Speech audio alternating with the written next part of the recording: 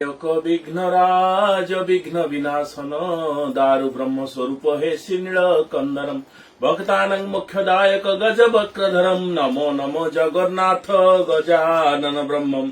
आमे जगन्नाथ को गजानन स्वरूप कहबार कारण कौन आम पाखे बर्तमान रही सुस्वादु लडु लडु होउछन्ति मोदक मोदक प्रिय मुद मंगल दाता विद्या बारिधि बुद्धि विधाता बोली कह जाए।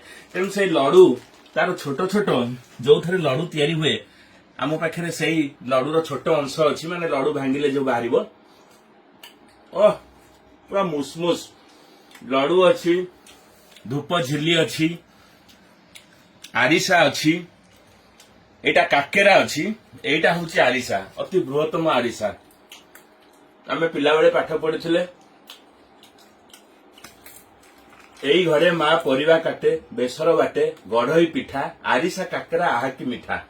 ये साधारण ओडिया घर पिठा जदि आहाकी मिठा ताले विश्व ब्रह्मांडर अधीश्वर महाप्रभु कालिया साहंत कौन न खाऊं पिठा को आम कौन तुलना करवा।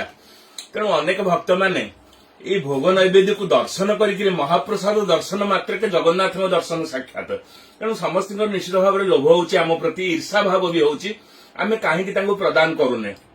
किंतु सत कथा जो माने श्रीक्षेत्र में अच्छी मो पाखे थिबा समय रे ए वीडियो देखला समय से मते मागिक नहीं पारे मो पाखे आसी मुझे जत्किंचित प्रदान करी। जो मैंने दूर में अच्छा महाप्रसाद जेहेतु ये पार्सल करहबनी कहीं गोड़े हाथ में बाजबार अच्छी विभिन्न प्रकार अपव्यवहार सी जाई पहुंचो।